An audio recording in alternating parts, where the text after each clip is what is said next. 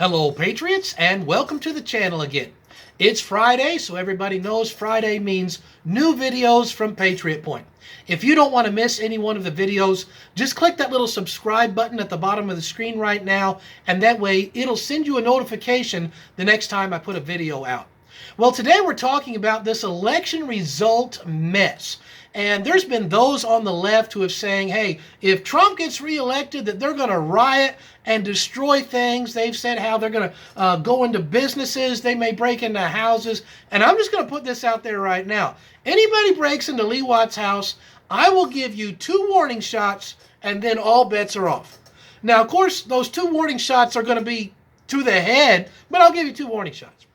Now, some people are saying, hey, Mr. Watts, I'm all distraught about this recounting and finding votes everywhere. Give me some encouragement. I do have some encouragement for you Patriots today. Do you remember back in the year 2000 that we went through a little mini version of this whole thing down in Florida, where they kept finding votes and recounting and hanging chads and all this kind of stuff?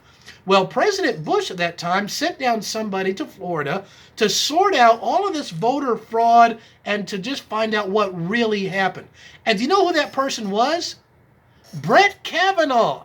And of course, that's the person who President Trump just nominated to be on the Supreme Court here about a year and a half ago. I think President Trump realized, hey, they're going to try to cheat, and I'm going to need an expert on the court who's an expert at finding voter fraud.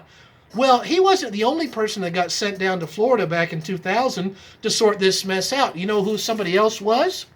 The other person's name rhymes with Amy Barrett. Yes, that's right. The person who President Trump just nominated and got confirmed to be on the Supreme Court here about 2 weeks ago is another person that was sent down to Florida to find voter fraud and expose it and sort that election out. President Trump is smarter than the Democrats have given him credit for. He has planned ahead for this and already has now 2 people on the Supreme Court who are experts at exposing voter fraud. And so praise the Lord, keep this whole situation in your prayers. Something my family has been praying about is that God will expose all of the corruption to all of the people where it will be blatantly obvious what they have tried to do. And it is not the first time that this has happened. This is actually a repeat. If you've ever read the story Peter Pan, remember that when you were a kid? The very first line of the book of Peter Pan says this: all of this has happened before, and it will all happen again. And I'm going to here to tell you that, you know what? All of this about finding votes and trying to steal the election, this has all happened before. And that's the reason why they don't teach a lot of history in school nowadays, because those who are of the liberal agenda don't want you to know about your history, because if you see something happening and you knew your history, you'd be like, hey, wait a second, I knew what happened when that was trying to be pulled, and they wouldn't be able to get away with this. Everybody keeps thinking Pennsylvania is the key to how the presidential election is going to be decided. It's not Pennsylvania, it's Kentucky. And now I'll explain why, because of history. Back in the year 1899, this is just, again, a few years after the Civil War, we had a very hotly contested election for governor in Kentucky. On the Republican side, again, the Republican Party was founded to end slavery. And the very first time that we had a Republican president elected saying, I'm going to end slavery, the Democratic Party said, well, we're seceding. We won't even be a part of you, and started a war over that. Well, the Republican anti-slavery candidate was a guy by the name of Mr. Taylor. And he was running against the pro-slavery party, which was the Democratic Party, and his name was Mr. Goebel. Well, they do this election, and the Republican anti-slavery candidate wins by about 2,300 votes. Well, the Democrats hate having a Republican in charge of the government. More so because the Democrats won control of both the Kentucky Senate and the Kentucky House of Representatives that year. But they got a Republican in charge of the government. So they kept looking and finding votes months and months after Taylor is already governor. And then about 4 or 5 months after he's governor, they say, well, we've been searching all the counties and we found there was all these votes that weren't counted and they should have counted. And they all happen to be for the Democrat, so we declare that that guy actually won the election, and they inaugurate Goebel to be governor. And this means that we now have two people at the same time inaugurated to be governor. So this whole idea that we're not going to give you the results and we're just going to keep finding votes until there happens to be enough for our candidate, and then we'll declare it's over and say he's the leader. This is not new. They tried to pull this trick, the Democrats did, back in 1899, 1900. So Goebel has now been inaugurated by the Democratic legislature as the governor. Taylor says, hey, this is crooked as all get out. You're just trying to steal the election. I'm not going to go for this. Well, Goebel got two big guys one day, and they intend to literally walk into the Capitol building, pick Taylor up, throw him out of the Capitol, sit down and say, I run the government, and everybody has to accept it. Does any of this sound familiar to what's going on right now? That's why they don't teach history. Well, Goebel is walking up the steps to go to the Kentucky Capitol. Somebody didn't like this, opens up a window, sticks out a Kentucky long barrel rifle, and shoots this guy through the chest. I've never had pains like this before. Oh, this is the worst one I ever had, son. Oh, it's the worst one. This is a big one. I'm dying. You hear that, Elizabeth?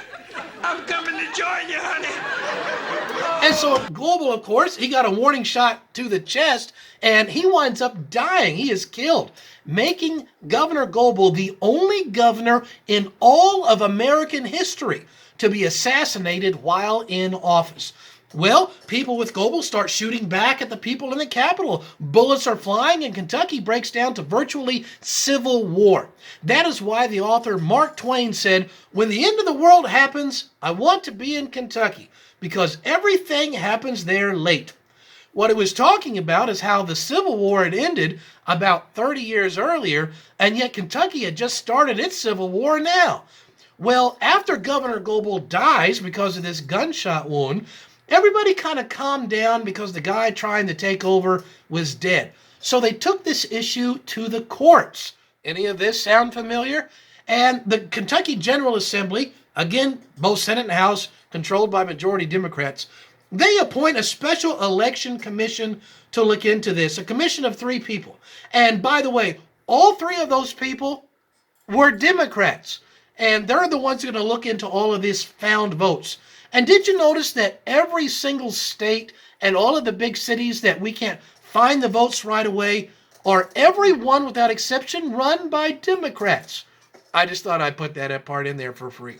So this commission says, you know what? The dead guy won, so his lieutenant governor is now governor. Well, this gets taken to the United States Supreme Court. And the United States Supreme Court says, well, we do a recount, and we recount it. And you know what they recount? They recount all the votes that have been found and come up with the same number. And they said, well, then we declare that the dead guy has more votes, so we declare, since he's dead, his lieutenant becomes governor.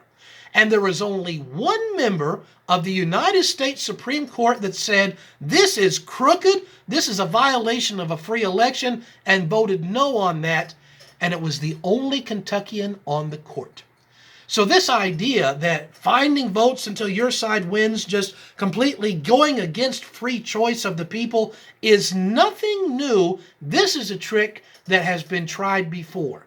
And after that happened, the Democratic Party took control of Kentucky politics, and they dominated Kentucky for the next century, 100 years. There were times, even in the lives here of people recently, who can say there was counties where you couldn't even be a Republican because there was no Republican primary because there was none on the ballot, because they had taken such control and had dominated it where they didn't even have a two-party system anymore, completely controlled by one party, because they kept finding votes until they could take over a free election. So that's a little bit of the history there. That's a little bit of information about some experts that have been sent down to look into this mess. I hope that you will add to your prayer list, that the Lord will move in and the truth will be shown to all of the American people. Well, until next week, I'm Lee Watts for Patriot Point. Stand strong and breathe free.